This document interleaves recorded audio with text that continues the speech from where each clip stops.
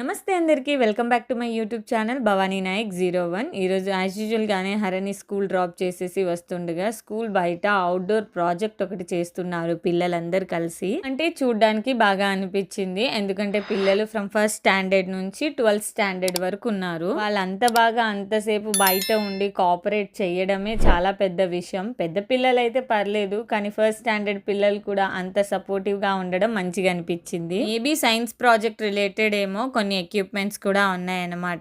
ఇలాంటివి అప్పుడప్పుడు ఇలా అవుట్డోర్ లో పెట్టడం కూడా పిల్లలకి ఒక ఫ్రెష్ ఫీలింగ్ అండ్ కాన్సన్ట్రేషన్ అనేది ఉంటుంది కదా. సో అది బాగా అనిపించింది అనమాట. అండ్ నెక్స్ట్ వచ్చేసి నేను మా కాలనీలో ఉన్న డిస్పెన్సరీకి వెళ్ళాను. అత్తేకి యాక్చువల్లీ కొంచెం హెల్త్ బాగాలేదు, అందుకే బిఫోర్ డే బ్లడ్ టెస్ట్ అనేది ఇచ్చాము. రిపోర్ట్స్ కలెక్ట్ చేసుకుందామని వస్తేనేమో డాక్టర్ అవైలబుల్ లేరంట. సర్లే మళ్ళీ ఈవినింగ్ డాక్టర్ ని కలుద్దామని చెప్పేసి వచ్చేసాను. ఇంకా నెక్స్ట్ వచ్చేసి నేను ఆల్రెడీ వ్రతం చేసుకున్నాను కదా, అది 7 శనివారాల వ్రతాన్ని. అప్పుడు కొట్టిన కొబ్బరికాయలు అనమాట ఇవన్నీ. అసలు ఇవేం చేయాలో కూడా నాకు అర్థం కావట్లేదు. ఆల్రెడీ 7 వారాల నుంచి కొట్టుకుంటూ వస్తున్నవన్నీ నేను మంచిగా ఆరబెట్టేసి ముక్కల్లా కట్ చేసుకొని ఒక చిన్న కంటైనర్లో స్టోర్ చేసుకున్నాను. ఇప్పుడు ఇవన్నీ 7th and 8th వీక్ సంబంధించిన కొబ్బరికాయలు అనమాట. నార్మల్గా కొబ్బరికాయల్ని ఎండలో ఆరబెడతారు, కానీ నేను మాత్రం ఇలా ఫ్రిడ్జ్లో ఆరబెడతానమాట. మంచిగా కొట్టగానే ఈవినింగ్ టైంలో ఫ్రిడ్జ్లో పెట్టేస్తాను. ఒక 1-2 డేస్ తర్వాత అవి మంచిగా డ్రై అయిపోతాయి. కొబ్బరికాయ పగలు కొట్టేశాక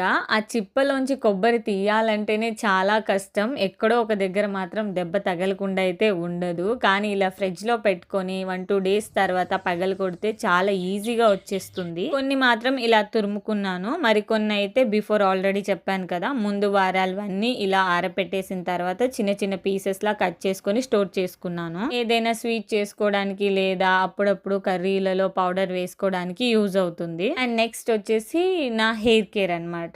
ఆల్రెడీ ప్రీవియస్గా నేను ఒక వీడియో పోస్ట్ చేశాను హెయిర్ ప్యాక్ గురించి, చాలా మంచి వ్యూస్ అనేది వచ్చింది. సో ఇలాంటి కంటెంట్స్ మీకు యూస్ఫుల్ అవుతున్నాయి, మంచిగా అనిపిస్తున్నాయి అంటే నాకు సజెషన్స్ అంటే కమెంట్ రూపంలో తెలియచేయండి. యూస్ఫుల్ అయ్యేవి అండ్ నాకు తెలిసినవి అయితే నేను మీతో షేర్ చేస్తాను. ఇంట్లో పనంతా అయిపోయిన తర్వాత జుట్టుకు నూనె రాసుకుందామని అనుకుంటున్నాను. సో ఎలాగో టైం ఉంది ఇంకా హరన్ పిక్ చేసుకోవడానికి, ఆ టైం గ్యాప్ లో ఇది కంప్లీట్ చేసేస్తున్నాను. నా జుట్టు గురించి ఎంత పర్టికులర్ గా ఉంటానో, నా హెయిర్ అంటే నాకు ఎంత ఇంపార్టెంటో, నేను యూస్ చేసే హెయిర్ ఆయిల్ కూడా అంతే ఇంపార్టెంట్. బయట మనకు కోల్డ్ ప్రెస్డ్ కోకోనట్ ఆయిల్ అయితే దొరుకుతుంది, అది అవైలబుల్ లో లేనప్పుడు పారాషూట్ అనమాట సూపర్ మార్కెట్ లో అయితే దొరుకుతుంది కదా. నేను వీక్ లో 3 times ఆయిల్ అప్లై చేసుకుంటాను, ఎవ్రీ 2 days కి ఒకసారి అనమాట. బిఫోర్ డే నైట్ అప్లై చేసుకొని నెక్స్ట్ డే మార్నింగ్ నేను హెడ్ వాష్ చేసేస్తాను.